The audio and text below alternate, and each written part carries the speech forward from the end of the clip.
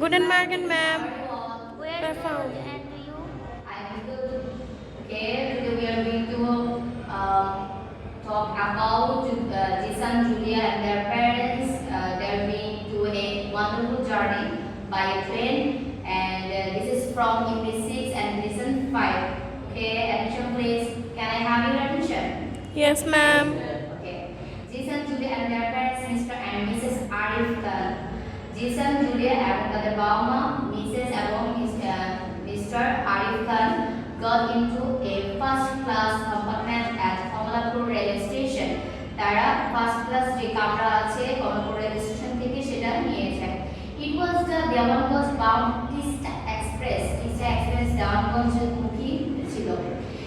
Jisan saw that Jisan দেখলো যে the departure time on the big timetable of the station was 7:30 a.m.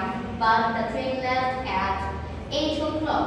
Jisan দেখলো যে যে সময়সূচিটা ছিল ট্রেন ছাড়ার বা প্রস্থান করার সময় ছিল 7:30 বাট কিন্তু ট্রেন ছাড়লো হচ্ছে 8টার দিকে।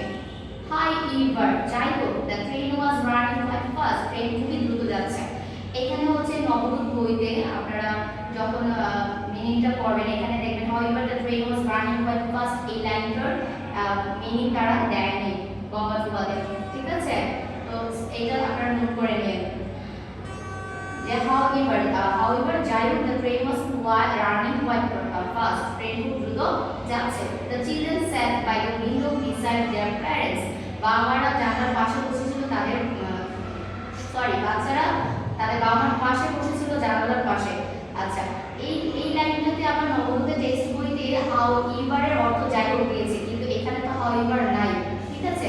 গগনমত অনুবাদ যখন আপনারা করবেন তখন হাউ ইভারটা কেটে দিবেন। The compartment was half empty, কামরাটি অর্ধেক খালি।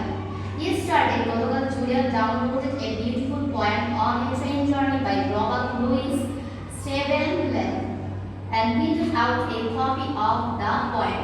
গতকাল রাতে জুলিয়া একটা কবিতা ডাউনলোড করেছিল। এই কবিতাটা ছিল ট্রেন ভ্রমণ নিয়ে, লিখেছেন রবার্ট লুইস স্টিভেনসন। হ্যাঁ, আর এইটা সে একটা কপি কি করেছে, বাহির করেছে। She took a print out of the poem. একটি কপি সে এই কবিতাটার কি বাহির করেছে, হ্যান্ড কপি আর কি।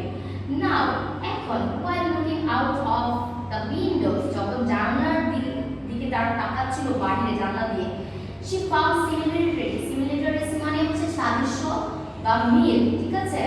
between the poem and the real scenes. সে ওই কবিতাটা যে পড়েছে এখন যখন জানলা দিয়ে বাইরে দেখছে সে দেখতে পাচ্ছে যে এই কবিতার সাথে এবং বাস্তবের যে দৃশ্যের সাথে মিল আছে, সাদৃশ্য আছে। she took out the poem and began to read. সে কবিতাটি নিল। হ্যাঁ, এখানে রিড মানে কিন্তু পড়া না, পড়া বা পড়ো না, এখানে রিড মানে হচ্ছে আবৃত্তি করা, ঠিক আছে? সে এই কবিতাটা বাইরে করে নিল এবং আবৃত্তি করা শুরু করলো। Thank you. Thank you, ma'am.